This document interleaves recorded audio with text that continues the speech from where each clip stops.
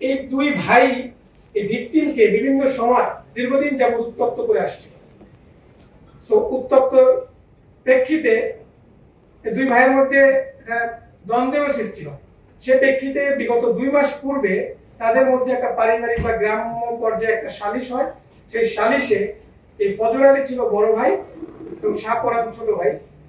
এই দুজনের মধ্যে সালিশে শাহপরান কর্তৃক শাহজালাল কর্তৃক শাহপরানকে হেনস্থা করা হয় এবং মারধর করা হয়। সে প্রেক্ষিতে শাহপরান তার এই বড় ভাইয়ের মধ্যে একটা প্রতিশোধ নেওয়ার চিন্তা ভাবনা করে।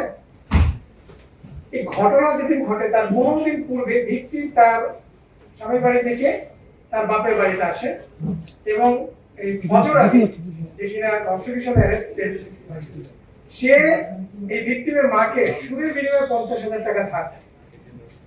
তো সেই ধারের টাকা আদায় করার জন্য মাঝে মাঝে তাদের বাসায় যেত।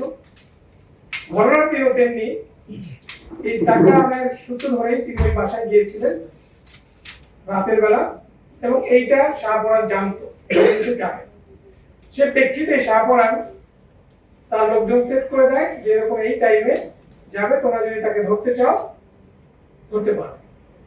এবং সে তার সেই প্ল্যান অনুযায়ী পরিকল্পনা অনুযায়ী ওই দিন রাতে যখন ফজর আলী তার ওই ঘরের ভিতরে ভিকটিমের ঘরে প্রবেশ করে তার কিছুক্ষণ পরেই এই শাহপরানের লোকজন ভিকটিমের ঘরে প্রবেশ করে এবং তাকে বিভৎস করে ভিডিও ধারণ করে সেটা পরবর্তীতে সোশ্যাল মিডিয়ায় ছড়িয়ে দেয়।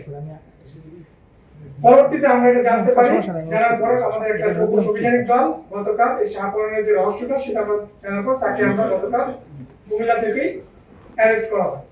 মূলত দুই ভাইয়ের দ্বন্দ্বকে কেন্দ্র করেই এই ঘটনাটা ঘটানো হয়েছে এবং এই মহিলাকে এই দুই ভাই দীর্ঘদিন যাবত উত্তপ্ত করে আসছে।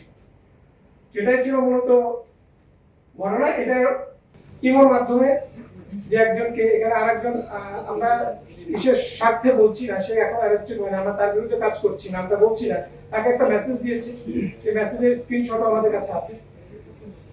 মূলত শাহপরান জানতো যে তার ভাই যাবে বিভিন্ন কারণে যায়, এট দ্য সেম টাইম তার সাথে মহিলার সাথে উত্তপ্ত করে আসছিল।